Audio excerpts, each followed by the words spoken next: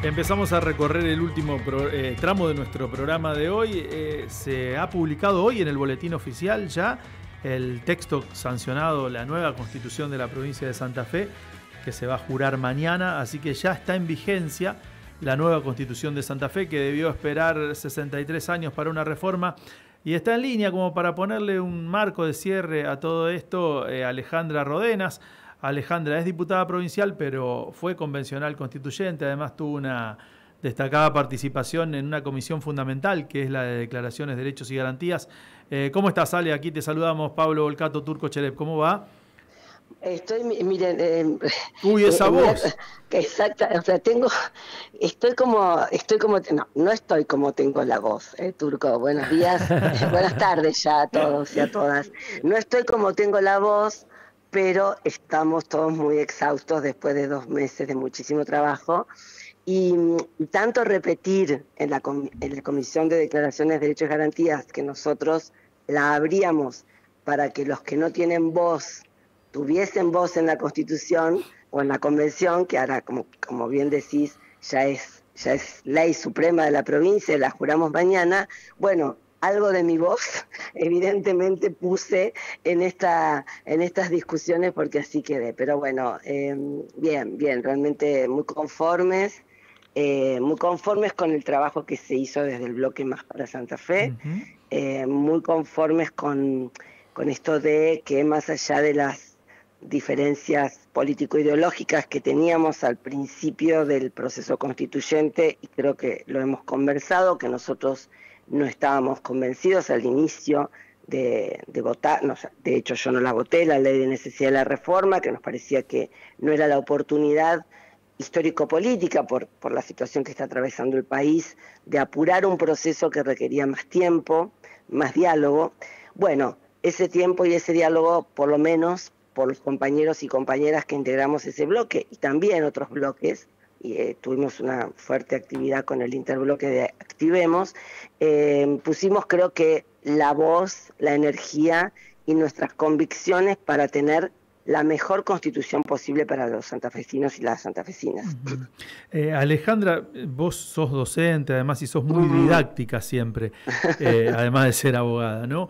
Si tuvieses que explicarle a un curso en la facultad, ¿por qué van a ganar en calidad de vida o por qué es mejor esta constitución que vamos a tener que la otra? ¿Qué le dirías? Mira, hoy sobre todo, y no puedo dejar de mencionar que es el Día del Maestro y de las Maestras, y que les mando a los maestros y maestras que estén escuchando un gran saludo y toda mi solidaridad por el maltrato, destrato que sufren con las políticas públicas que se llevan adelante. Yo les diría a los alumnos de un hipotético curso, porque yo soy docente en la universidad y entonces estoy con licencia ahora, pero bueno, ahí mis compañeros de cátedra me estaban reclamando que hiciera como una especie de recorrido por los chicos de primer año de Teoría General del Derecho, que es la materia que doy. Yo les diría lo siguiente: la Constitución del 62 fue una constitución que es la anterior, la que estaba vigente hasta ayer. Fue una constitución que incorporó algo que el peronismo le dejó a la patria, que es el concepto de Estado Social de Derecho, que eso es irreductible y creo que es un concepto que no merece ninguna discusión, aunque algunos sí ponen en crisis o pretenden poner en crisis el Estado Social de Derecho. Ese fue el ideario de la Constitución del 62. Pasados esos 20 y pico de años que vos señalabas, el mundo cambió.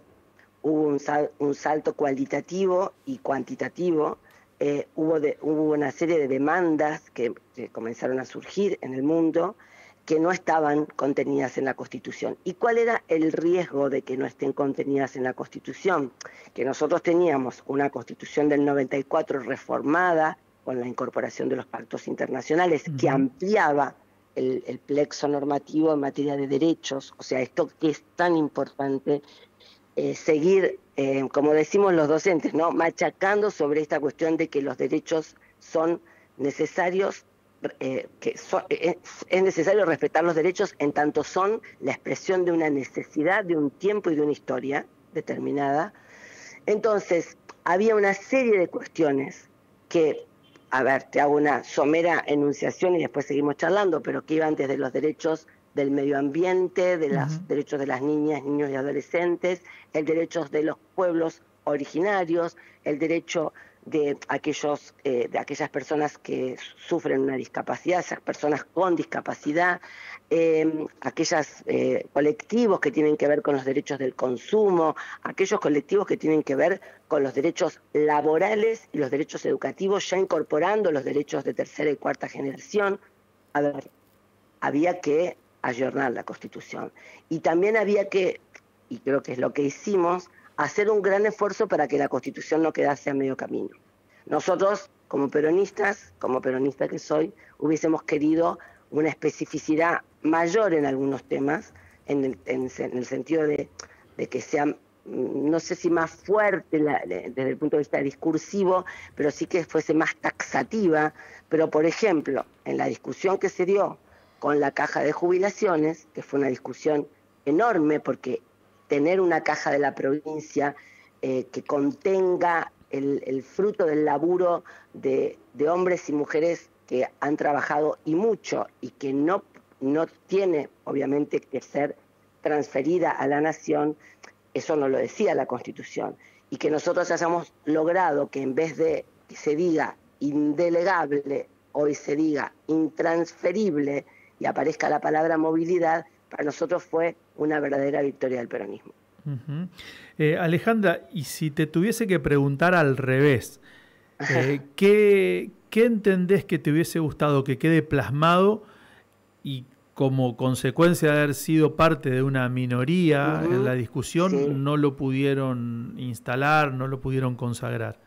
Mira, en el campo de la educación hay cuestiones vinculadas con lo social que me hubiese gustado que estuviesen, o sea, porque también es interesante que los que nos están escuchando entiendan que las palabras tienen un sentido y que el sentido de las palabras es el que permite después a la sociedad reclamar en función de lo que está dicho, ¿no? Claro, este ejemplo que dabas de la intransferibilidad de la caja, bueno, mirá como una palabrita puede ser un subterfugio, ¿no? Exactamente, nos decían, no, pero sí es lo mismo intransferible que indelegable. No, no es lo mismo. De hecho, ahí tenés una cuestión que nosotros planteamos mucho, que a nosotros nos hubiese gustado, por ejemplo, vamos a tomar un ejemplo muy concreto, que apareciera el 82% móvil que digamos que tanto costó a la provincia de Santa Fe, tanta lucha costó a los laburantes y a los jubilados de la provincia de Santa Fe, que permaneciera, no que permaneciera, que se expresara taxativamente junto con la movilidad jubilatoria. Eso no se logró. Después, por ejemplo, yo soy una feminista declarada y miraba con sorpresa cuando no tuve eco en esa discusión, digamos que tuvimos arduas discusiones. Pensá que tuvimos 3 audiencias públicas recibiendo a más de 190 sujetos individuales y colectivos que vinieron a poner su voz, tanto en la legislatura como en la Facultad de Derecho de Rosario. Cuando tocamos el tema del respeto por las diversidades, que es un tema que para mí ya no tiene discusión ni en la provincia, ni en la Argentina, ni en el mundo, hubo una omisión, que es la de la palabra sexuales, que a mí me parece un atraso. Más que un atraso, un amesetamiento discursivo. Y bueno, eso no se logró porque había sectores más conservadores dentro del sector de Unidos que no querían que esa palabra apareciera. Cuando, bueno, ya está el tema de diversidades, eso va a ser motivo obviamente de interpretación y se entiende, o se puede inferir, pero tenés que lograr que un juez te interprete que cuando hablamos de diversidades, hablamos de diversidades sexuales, hablamos de esos sectores que el Estado debe proteger y a quienes debe garantizar un acceso digno a su condición de género. Es así de simple. Con respecto al tema del trabajo, tuvimos una lucha enorme para que aparecieran las economías sociales y populares, pero finalmente se dio. Y después hay algo que yo no quiero ver el vaso medio vacío, sobre todo hoy, después de 2 meses de laburo. Claro. Hay algo que para mí es muy importante y que por ahí no se menciona mucho, que estaba en nuestra comisión también, que son las medidas de acción positiva, que son esos dispositivos que le permiten a los ciudadanos comunes, y en este caso la mención es larguísima porque las medidas de acción positiva vienen a cerrar la brecha de los más vulnerables, le permiten plantarse frente al Estado y reclamarle. O sea, ahí hay un sujeto deseante, un sujeto que se planta y dice, bueno, los niños, las niñas, los adolescentes, los pueblos originarios, los jubilados, o sea, todos los colectivos vulnerables, entre comillas, porque no lo son en el sentido literal de la palabra, pero sí son tratados como si lo fueran, esos colectivos tienen una vía expedita para plantarse frente al Estado. Y eso en tiempos como este, en tiempos donde el Estado se ha fragilizado, donde tenemos un presidente que desconoce el Estado de Derecho y las garantías constitucionales, creo que es muy importante tenerlo muy presente. Y con respecto a tu condición de feminista, ¿crees que las mujeres han quedado debidamente garantizadas en sus derechos en el nuevo texto? Bueno, aparece el modelo paritario, eso hay que decirlo, y esto es nada menor. Importante, nada menor. O sea, nosotros teníamos una ley de paridad que bueno, yo tuve la fortuna de haber sido presidenta del Senado cuando fue la Cámara de Origen, claro, cuando se sancionó, pero que reconoce la lucha de muchas mujeres que me preceden a mí y que preceden incluso a esa propia ley. Los colectivos feministas se movilizaron y mucho, vinieron con sus reclamos y bueno, creo que hay esta idea de la paridad pone cierta equidad en el trato que nos merecemos y que de las que somos tributarias, ¿no? Y lo vamos a seguir peleando para que el estándar suba, como se dice siempre, ¿no? Y yo creo que después hay otros temas que son importantes que logramos así también a fuerza de discusiones, que son la incorporación del amparo, del habeas data, del habeas corpus con el rango constitucional. Hay cosas que no votamos, como el artículo 9, que tiene que ver con algunas garantías que nosotros exigíamos que estuviesen, como por ejemplo el carácter resocializante de las cárceles, y con esto sé que me van a decir garantista, pero lo soy, orgullosamente lo soy. Entiendo que debe haber un reproche a quienes cometen un delito, pero también creo que los que están dentro de una cárcel se merecen encontrar una salida a su vida, no solamente allí dentro, sino también a la salida de su vida, en el afuera. Así que bueno, hubo cuestiones en las que no pudimos acordar, pero también hubo otras cuestiones que fueron importantes, como por ejemplo esta idea de el fin de las reelecciones indefinidas y de un sistema de fueros más parecido al de nación, motivo por el cual los legisladores no tienen ningún privilegio a la hora de ser investigados por la justicia. Ale, te pregunto por los tiempos. Antes del inicio de las sesiones y de las discusiones, uno se permitía presumir que 2 meses para tamaña reforma eran muy poco. Con el hecho consumado, ¿te sigue pareciendo que no fue el tiempo suficiente para por lo menos profundizar algunas discusiones? Yo lo que pienso es que, a ver, si vos me preguntás, nosotros no tenemos una mala constitución. Tenemos una constitución a la cual nosotros le hubiésemos querido agregar más cosas, por eso presentamos como bloque de Más para Santa Fe un proyecto propio, que también está a disposición de todos los que lo quieran leer, para ver las diferencias, y que también, obviamente, lo seguimos reivindicando. Sí, yo creo que el tiempo tuvo más que ver con algo que nosotros quedamos todos exhaustos, ¿no? Porque trabajamos mañana, tarde y noche, cosa que está bien y era nuestra obligación, pero además en paralelo con nuestras obligaciones, como algunos como legisladores, otros como intendentes, otros como legisladores nacionales, provinciales, otros, bueno, no sé, como la vida, ¿no? De trabajo, había abogados de la matrícula, sujetos de carne y hueso, por decirlo de alguna manera, que vinieron a traer su expertise. Pero digo, a lo mejor lo que faltó fue, en un momento de tanta desencanto de la sociedad con respecto a la política, creo que un desencanto absolutamente entendible y justificable, faltó esa posibilidad de poder tener más tiempo para contarle a la sociedad por qué tener una carta de derechos robusta es importante.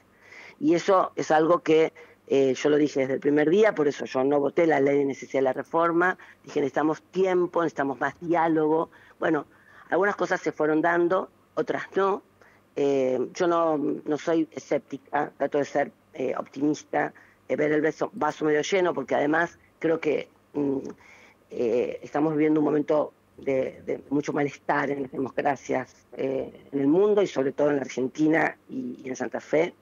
Y creo que el mensaje que uno le quiere dar a la sociedad es un mensaje de esperanza, ¿no? De que con esta carta de derechos y con esto que te decía de las medidas de acción positiva y con el reconocimiento de nuevos derechos y la incorporación y el fin de algunos privilegios, yo creo que la ciudadanía más temprano que tarde se va a terminar plantando frente a lo que considera propio y justo y lo va a reclamar. Alejandra Rodenas, te agradecemos mucho este rato. Sabemos que no es una mañana tan sencilla esta, la del después de, y mañana seguramente será la emoción ya de la jura. Y no faltará oportunidad en todo caso para hablar de lo que se viene, que es el proceso electoral en la provincia, pero eso será motivo de otro día. Te agradecemos mucho. Gracias, Turco, gracias a ustedes y muy buenas tardes ya para toda la audiencia. Un abrazo grande. Hemos charlado con Alejandra Rodenas, ex vicegobernadora de la provincia, actual diputada provincial y convencional constituyente, que tuvo un rol destacado en la comisión más trascendente, que es la de Declaraciones, Derechos y Garantías.